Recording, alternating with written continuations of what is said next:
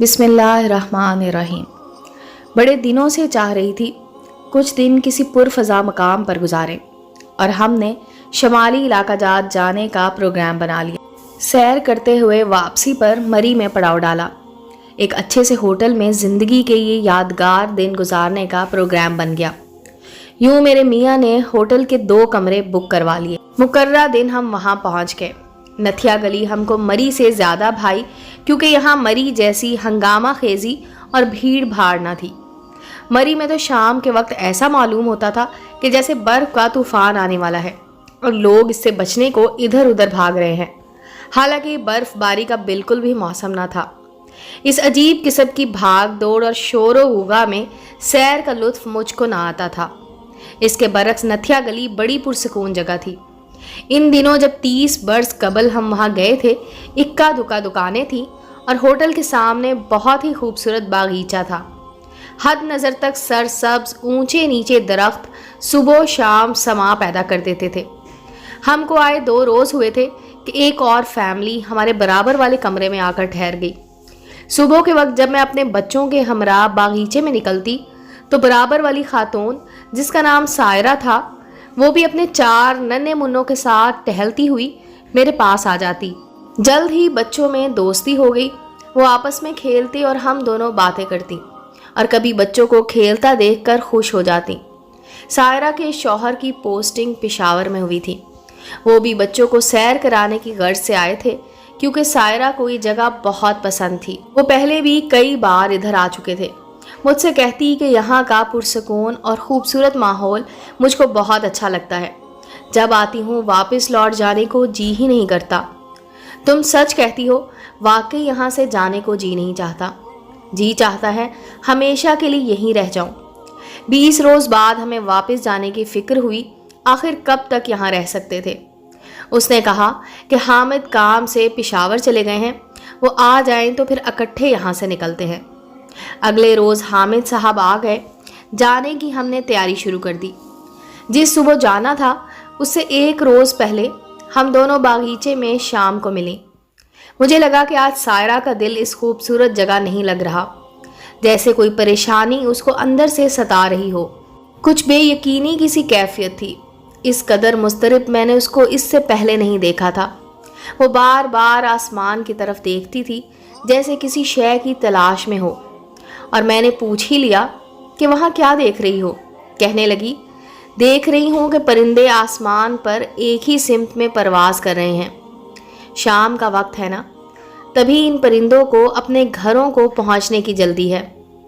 सोचो सादिया, अगर ये खुदा न खास्ता अपने घोंसलों तक ना पहुँच सके और रास्ते में कहीं गुम हो जाए या कोई हादसा या शिकारी इन्हें शिकार बना ले तो क्या हो।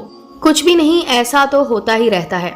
मैंने जवाब दिया, नहीं भाई, ये तो बहुत अजाब की बात है। देखो ना, इनकी छोटी सी दुनिया तो उजड़ कर रह जाएगी। उनके भी तो छोटे छोटे बच्चे होते हैं जो घोंसलों में पड़े उनकी राह देख रहे होते हैं। ये परिंदे सलामत अपने बच्चों तक ना पहुंच सके तो वो चिल्ला चिल्ला कर भूखे मर जाएंगे। मैंने उससे कहा, ये आज तुम कैसी बातें कर रही हो।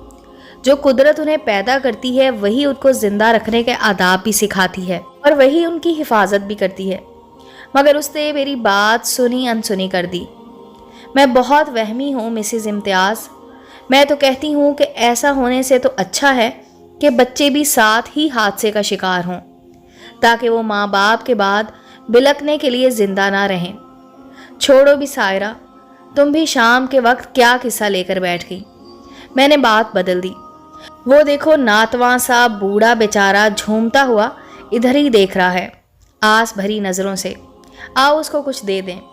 फटे हुए कपड़ों में मलबूस, सर्दी से कांपता बूढ़ा, जिसके जिस्म पर ना काफ़ी गर्म लिबास था, अपने कपकपाते हाथों को उठाते हुए न जाने अपने खुदा से क्या मांग रहा था।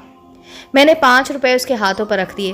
उसने भी बूढ़े के फैले हुए हाथों पर कुछ रखना चाहा, मगर उसको याद आया कि पर्स वो कमरे में ही रखाई है। वो तासुफ करने लगी। मैंने कहा कि चलो तुम्हारी तरफ से भी मैं ही दिए देती हूँ। खैरात अपने ही पैसों से देना चाहिए। उसने मुझे दोबारा पर्स खोलने से रोक दिया। बूढ़े ने उसकी इस हरकत को एक दुख के साथ देखा। फ़कीर को बिल्कुल ना भाया। वो मायूसी से मुंह लटकाए खड़ा रहा। जब हम उसके पास से गुजरे वो होले से मुंह ही मुंह में कुछ बड़बड़ाया। तब सायरा कहने लगी, इसको नहीं मालूम मेरे पास पर्स मौजूद नहीं है, ये शायद मुझे बद्दुआ दे रहा है। अरे नहीं, वहम क्यों कर रही हो?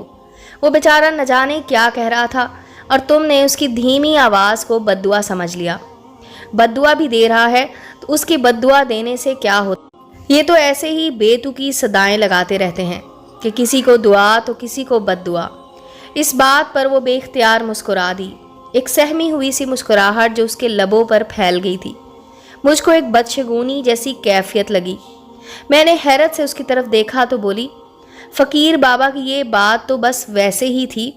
असल में मैं तुमको बताऊं, रात मैंने ख्वाब में देखा कि हम और तुम किसी सफ़र पर रवां दवा हैं और भारी गाड़ियां आगे पीछे जा रही हैं। इतने में क्या देखती हूँ कि हमारी गाड़ी हचकोले खाने लगती है और फिर लुढ़कती हुई खाई में जा गिरती है। तभी नींद में खौफजदा हो जाने से मेरी आंख खुल गई। उसके बाद रात भर मुझे नींद नहीं आई और जागते ही सुबह हो गई। हामिद को ख्वाब सुनाया तो कहने लगे, ये सब वाहमे हैं तुम्हारे, वसवसों में पड़ी रहती हो। जानती हूँ ये बातें यूं ही होती हैं, वहम नहीं करना चाहिए, लेकिन सफ़र पर जाना हो तो मुझे वसवसे अज़ खुद आने लगते हैं। अगली सुबह हम साथ साथ रवाना हो गए। उन्होंने रावलपिंडी से पेशावर रोड तक जाना था और हमने ढोक चौधरियाँ की तरफ। आज ही सड़क पर से गुजरते हुए किनारे किनारे चलता बूढ़ा फिर नजर आया। अभी सायरा ने जल्दी से पर्स में से नोट खींचकर खिड़की से उसकी तरफ बाहर निकाला, मगर बाबा को हाथ नोट तक लाने में नाकामी हुई और वह हवा से खाई की तरफ उड़ता गया। वो नोट को दूर से घूरता ही रह गया। शायद कि सायरा की खैरात उसकी किस्मत में ही ना थी। जब हमारी कार उसके नज़दीक से गुजरी, मैंने देखा कि वो ज़ेरे लब कुछ बड़बड़ा रहा था, शायद कि अपनी किस्मत को कोस रहा था। हमारी गाड़ियाँ एक रफ्तार से जा रही थी। हामिद साहब की गाड़ी आगे थी और हम पीछे चले आते थे। सायरा के बच्चे पिछली नशिस्त पर बैठे थे और रुख हमारी जानिब कर लिया था। वो अपने प्यारे चेहरों पर खुशी का एहसास लिए अपने नन्हे मुन्ने हाथ हिला हिलाकर हमको इशारे कर रहे थे। सफ़र के वक्त हल्की सी धूप कहीं कहीं निकली थी और कहीं बादल छाए हुए थे। दोनों जानिब हद निगाह तक खूबसूरत मनाजिर फैले हुए थे। साथ ही सड़क की जानिब कहीं कहीं बड़ी भयानक खाइयाँ भी थीं, इस कदर गहरी कि उनकी जानिब देखते हुए भी दिल डर जाता था। मेरे शौहर बड़े सुकून और एहतियात से गाड़ी चला रहे थे। कुछ फासले से हमें एक ट्रक आता दिखाई दिया। ट्रक ने पहले हामिद साहब की गाड़ी को क्रॉस किया और सब रफ्तारी से आगे निकल आया, लेकिन दूसरे ही लम्हे हामिद साहब की गाड़ी एक हल्के फुल्के खिलौने के मानित लुढ़कती हुई हजारों फुट गहरी खाई में गिरती दिखाई दी। न जाने रास्ता देते वक्त उनसे कैसी लग्जिश हुई थी कि पहिया सड़क के किनारे से फिसल गया था। इन दिनों सड़कें इतनी उम्दा और चौड़ी न थीं। मुझको तो ऐसा धचका लगा कि नींद बेहोश हो गई और आंखों के आगे अंधेरा छा गया। इम्तियाज ने धीरे धीरे से कुछ दूरी पर संभल कर गाड़ी रोकी और फिर मेरी तरफ नजर डाली। मैं सीट पर एक सिम झुकी हुई थी। उन्होंने बड़ी मुश्किल से मुझे संभाला और सीधा किया, क्योंकि मेरा सर गियर के ऊपर झुक गया था। मेरे लबों से एक टूटा फूटा सा फिक्रा निकला था, काश हम आज के दिन सफ़र ना करते। फिर निशित से सर लगाकर टेक लगा ली थी और बंद आंखें और कुछ ना देख सकी थी।